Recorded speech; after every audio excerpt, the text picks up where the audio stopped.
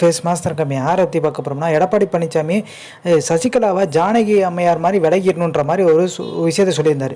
எடப்பாடி பழனிசாமிக்கு சசிகலா போட்டியாக வருவாங்களாம், போட்டியாக வரதுக்கான வாய்ப்பு இருக்குது. இப்போ இந்த சுற்றுப்பயணம் போகிறது சசிகலா குறித்து பார்த்திங்கன்னா ராஜன் செல்லப்பாட்டை வந்து பேட்டி எடுக்கும்போது அவர் என்ன சொல்கிறாரு, சசிகலா சின்னம் கொடியெல்லாம் பயன்படுத்துகிறாங்களே, நீங்கள் என்ன சொல்ல போகிறீங்கன்ற மாதிரி, இனி பயன்படுத்தினா நாங்கள் வழக்கு தொடருவோன்ற மாதிரி.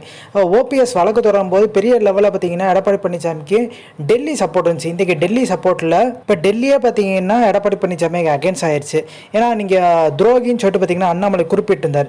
ஸோ அண்ணாமலை என்ன சொல்லியிருந்தாருன்னா, மோடிக்கு லெஃப்ட் சைடில் பார்த்தீங்கன்னா எடப்பாடி பழனிசாமி மரியாதையை கூப்பிட்டு உட்கார வச்சிருந்தோம்.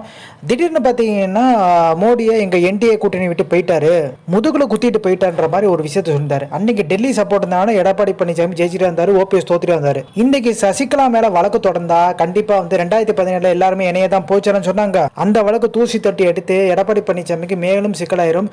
தொடர்ந்து இந்த வழக்கு பார்த்தீங்கன்னா தொடர ஆரம்பிச்சிடும். எடப்பாடியால் நிம்மதியாக இருக்க முடியாத ஒரு சூழ்நிலை உருவாயிருன்றாங்க. ஸோ இப்போ எடப்பாடி பழனிசாமி தான் சிக்கல். சசிகலா வழக்கு தொடர மாட்டாங்க, சுற்றுப்பயணம் மேற்கொண்டு தன் பக்கம் நிறைய நிர்வாகிகளை வர வச்சிட்டாங்க கிட்டத்தட்ட. ஸோ இந்த இன்ஃபர்மேஷன் பிடிச்சா லைக் ஷேர். தேங்க்ஸ் ஃபார் வாட்சிங் திஸ் வீடியோ.